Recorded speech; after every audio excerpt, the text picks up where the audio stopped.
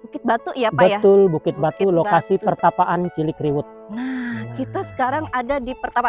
Jadi kita dari Telaga Bawi Kamelu, kita Setelah, melanjutkan perjalanan dan ceritanya di sini ya Pak ya? iya, awal mulai cerita itu lagi di sini lagi. Oke. Nah, ini di depan ini, sebelum kita masuk daerah sini, ini ada batu 3 yang memang harus kita lewati sebagai pintu gerbang menuju lokasi alam gaibnya Cilikriwut. Alam gaib. Iya. Dari 3 batu ini pintu gerbang Menuju masuk ke dalam alam gaib beliau di sana. Nah, ini di depan ini ada namanya 3 batu yang memang harus kita lewati waktu masuk Bukit Batu. Yang pertama ini Batu Banama. Oh, ini Batu Banama. Ya, Batu Banama yang artinya adalah perahu besar atau tempat tinggalnya orang Kalimantan gitu. Kalau tadi kita lihat dari depan sana, dia persis kayak Pulau Kalimantan. Oh ya? Iya, di depannya ini. Mungkin menurut pernah yang saya dengar cerita di sana adalah serpihan batu, perahu. Perahu, mungkin itu bagian ekor, entah bagian apa, bilang ceritanya serpihan perahu. Ada cerita legendanya di situ, kita kurang tahu apa. Dia pecahannya itu. Pecahan dari perahu itu. Oh. Di situ memang disebutkan Batu Banama, dalam artian Banama itu artinya pokoknya secara umum itu adalah perahu besar, tempat tinggal orang Kalimantan. Banama. Oh, jadi antara Batu Banama yang sebelumnya pernah saya kunjungin di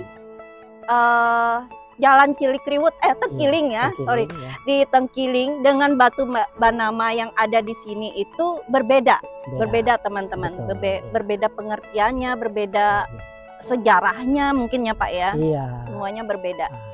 Cuma kita mengambil sama namanya aja, karena memang arti nama itu adalah perahu besar. Perahu besar. Jadi Banama itu adalah perahu besar dalam bahasa Dayak ya Pak ya. Betul. Yuk lanjut. Nah, setelah ini kita masuk di sini, di sebelah ini ada namanya Batu Kramat. Batu Kramat. Batu Kramat adalah batu yang memang dikeramatkan oleh keluarga besar Cilikriwut. Karena di sini ada cerita identik dengan kelahiran Cilikriwut itu sendiri. Oh, kelahirannya di sini Pak ya. Ya, bukan kelahirannya di situ, tapi dia ada semacam permohonan orang tuanya dulu yang bernama Riwut Dahyang di sini, bahwa dia memohon agar mereka itu punya anak laki-laki.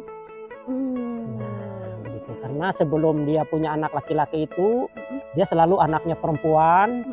Dan kalau ada anak laki-laki, dia selalu sakit meninggal begitu. Lalu akhirnya orang tuanya bertanya, kenapa ini? Nah, lalu karena kebiasaan orang Dayak dulu adalah berkomunikasi dengan leluhurnya, itulah yang dilakukan orang tuanya, Pak Riwut Dahyang bersama istri.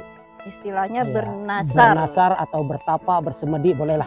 Oke. Dibilang. Jadi ini ya Pak ya. Lalu dia di sini akhirnya orang tuanya dapat petunjuk bahwa nanti kalian akan punya anak laki-laki dan dia akan memimpin daerahnya. Ternyata benar itu terjadi. Dan jadilah Pak Cilikriwut pejuang. Iya, pejuang Kalimantan Tengah, mempelopori berdirinya Kalimantan Tengah pertama kali. Gubernur ya Pak? Iya, gubernur pertama kali.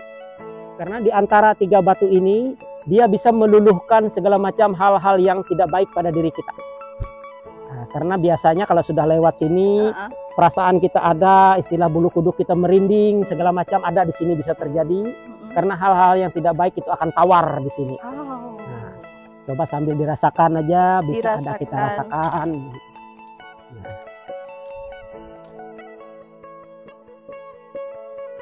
Nah, ini di sini ada namanya Batu Sial. Batu apa Pak? Batu Sial namanya. Batu Sial. Sial. Ya, yang ada prasastinya itu namanya Batu Sial. Artinya maksudnya Batu gimana? Sial berarti bukan berarti inisial kita lewat sini. Ini dipercaya tempat orang melakukan ritual pembuangan sial. Oh. Ya, memang salah satu syarat kita melakukan itu ada cara orang harus manjat ke atas sana. Setelah selesai manjat, dia sampai di atas melakukan ritual teriak seperti orang Dayak gitu. Yang gitu 3 kali di sini. Nah, mudah-mudahan dia mampu di atas itu, dia bisa menghilangkan segala kesialannya. Iya, gitu. Tapi karena kita sulit memanjat di sini, cukup kita menopangkan jari kita di situ, sudah cukup. Gitu. Menopangkan jari. Iya, telapak tangan kita di situ cukup. Saya paling suka nih nyentuh batu ini. Kemarin saya datang ke sini yang disentuh ini.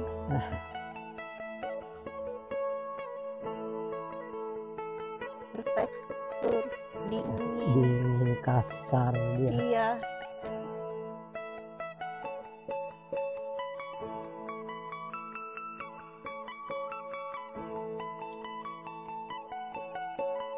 Ayo teman-teman. Ayo kameramen nyentuh apa? Buang kesialannya. Ya, dia dengan sendirinya hilang. Nah, di situ hilang. Amin. Nggak perlu Terima kita harus kasih yang Bu penting kita Datu. bisa lewat di situ.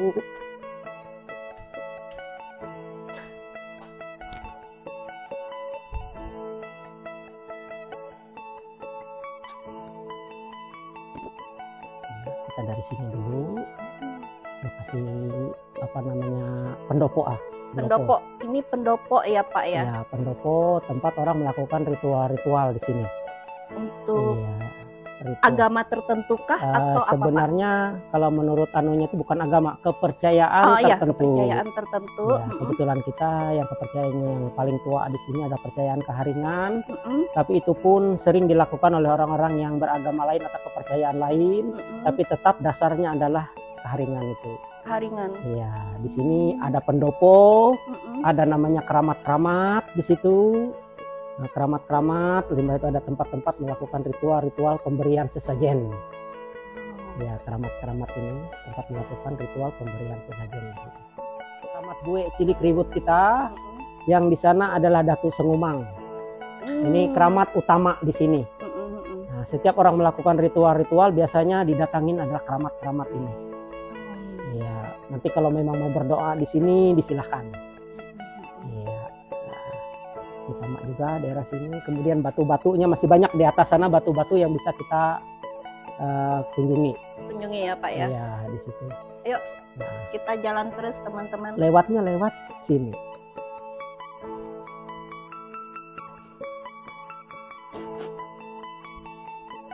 Silakan ngomong dalam hati, bisa kita ngomong, tidak perlu kita ucapkan karena apa yang kita ucapkan dalam hati itu lebih didengar oleh leluhur kita di sini.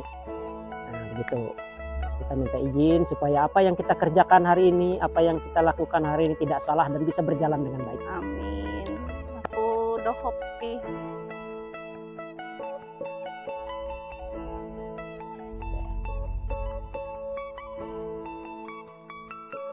Ada 2 batu di sini yang memang dipercaya orang juga dapat memberikan kekuatan yang terbaiknya lah untuk kita. Saya nggak katakan itu magis segala macam, enggak.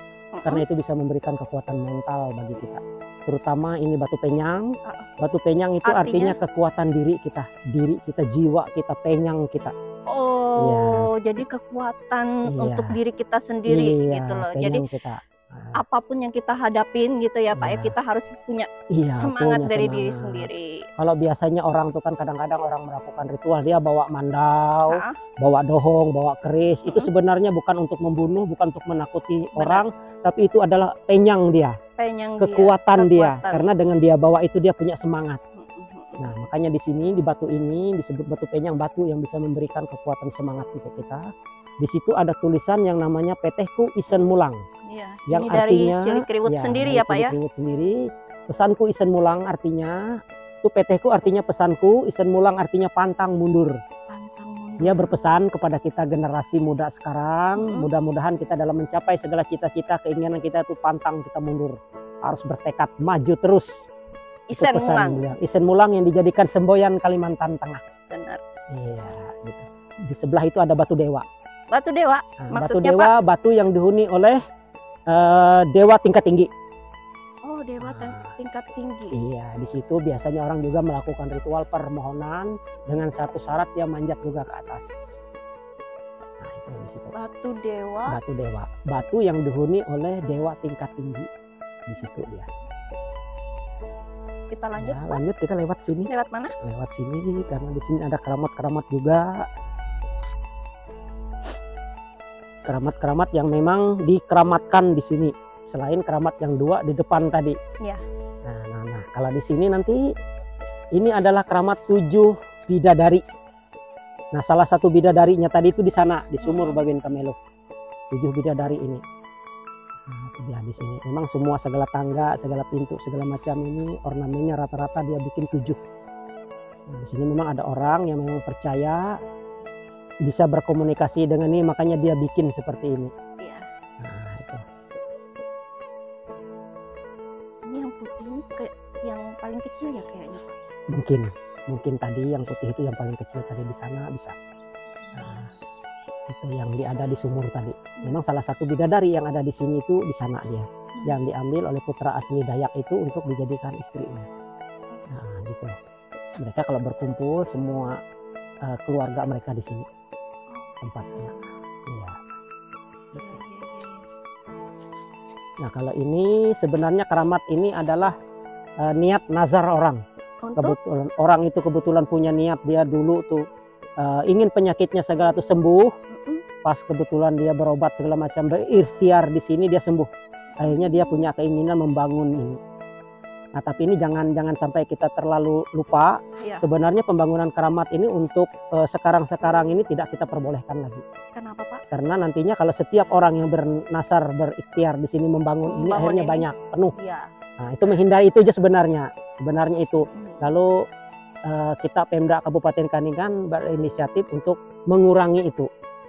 Nah, lalu setiap orang melakukan ritual-ritual cukup menggunakan yang ada. Sama aja sebenarnya. Sebenarnya tujuannya sama dan ya. Tujuannya ya, Pak ya. Ya, hampir 4 tahun, 5 tahun ini kita tidak memperkenankan lagi. Memang banyak orang datang ke sini. Kalau terus-terusan Iya, sampai tahun nanti habis, penuh ini. Gitu. Benar-benar. Iya, ini kita lewat sini mau naik ke atas ke lokasi memang khusus pertapaan Cilikriwutnya. Ayo, kita jalan, Pak. Nah, ini sebelum Darung Bawan. Ini. Batu Darung Bawan. Namanya ini Batu Darung Bawan. Batu yang dipercaya tempat lenyapnya buek Darung Bawan ini, Datuk Darung Bawan. Lenyap. Lenyap Jadi beliau di sini. semacam apa ini, Pak? Apa sih namanya kalau dulu? Di Jawa itu moksa. Oh, moksa. Iya, benar. Atau mokso sama. Karena beliau ini dianggap tidak meninggal, tapi dia lenyap di sini. Makanya batu ini istimewa. Kenapa tidak kita bersihkan? Karena memang ada petunjuk dari orang-orang yang kebetulan melakukan ritual-ritual. Dia punya petunjuk supaya jangan dibersihkan. Kenapa jangan dibersihkan? Karena setiap rumput-rumputan di sini atau akar-akaran di sini bisa dijadikan obat, mengandung kepercayaan untuk pengobatan. Nah, itu percayanya di situ. Tergantung kita obatnya penyakit apa, kita niatkan mengambil akar-akar di sini untuk dijadikan obat kita. Makanya tidak dibersihkan, begitu dia. Nah, ya, mari kita ke atas. Ya, Pak. Silakan. Oke, Ibu. Teras Pembelum namanya. Batu Teras Pembelum dianggap ini adalah tengah-tengah Bukit Batu. Nah, ini dianggap tengahnya ini. Tengah-tengah? Tengah-tengah Bukit Batu. Jadi kita ini ada di tengah-tengah? Ada di tengah-tengah, titik tengah-tengah Bukit Batu. Disinilah tempatnya. Arti atau maksud dari batu ini? Batu Teras Pembelum ini secara spesifik dia kita artikan sebagai tempat kita menuju lokasi beliau sana. Lokasi pertapaan beliau yang ada di sini. Memang secara umum tadi kita sudah lewat di sana. Di sana itu adalah lokasi menuju lokasi secara umum keseluruhan ini. Tapi secara spesifik kita menuju lokasi beliau di atas itu adalah di sini. Nah, ini Batu Teras Pembelum adalah tengah-tengah Bukit Batu. Dipercaya orang di sini tempat menuju alam beliau di situ, khusus Pak Cilikriwut di situ. Memang cara ritualnya kita berdiri di sini menghadap ke arah timur. Ke timur. Ya, kita pegang ini sambil kita berdoa, kita minta niatan kita apa, mudah-mudahan kita bisa masuk ke sana, bisa berjalan dengan baik segala kegiatan kita, apa yang kita inginkan bisa terkabul. Setelah selesai kita berdoa, kita lakukan injak bumi 3 kali.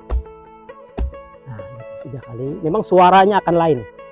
Di sini lebih menggema suaranya dibanding dengan di daerah lain karena dianggap di situ ada sesuatunya kita nggak tahu apa.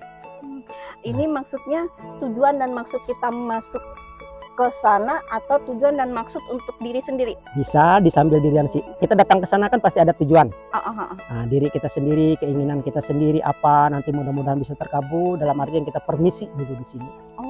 Nah, begitu. Kemarin pengambilan tanah untuk IKN 0 kita ambilnya dari sini, Bu. Oh gitu. Nah, yang dibawa ke sana untuk penyatuan tanah air di titik 0 Kalimantan Timur kemarin. Ini ada bekasnya masih dilakukan ritual kemarin di sini dari Dinas Pariwisata Provinsi yang ambil. Silahkan kalau mau dicoba. Teman-teman, kita coba dulu ya. Niat dan tujuan kita untuk datang ke sini ya Pak ya. Iya. Dan kita injak ini 3 kali. 3 kali. Kanan atau kiri Pak? Kanan. Kanan. Ya. Nah, iya, cukup sambil kita ngeliling. Suaranya pun berbeda. Kalau kita injak di sini tidak ada suara dengung. Kalau di situ agak menggema. Menggema. Jadi kayak boleh, silahkan. Nah, ini ada pengunjung kita juga yang mau coba di sini. ayo. Nah, silahkan pamit di sini, permisi di sini sambil berdoa. Niat keinginannya nanti apa bisa silahkan. Setelah itu injak bumi 3 kali. Kita silahkan di sini. Di depan situ injaknya. Dihentak ya Pak? Ya, dihentak 3 kali. Ini pegang Ya, sambil dipegang tangan kirinya begini. Kita tadi kan ngarahnya ke arah timur sana kita berdoa. pandangan atau Pandangannya terserah tetap. Nanti kayak Arah kebuka, timur. kayak ada pintu yang kebuka ya Pak. Iya. Nah, suaranya lumayan menggema. Mudahan rezeki keinginan kita bisa terkabul. Nah, oke, setelah itu baru naik kita ke atas. Naiknya lewat mana? Lewat Ke sini. sana teman-teman kita naiknya. Aku Iya. pikir ke sono, ke Iya. sana. Karena ada ceritanya.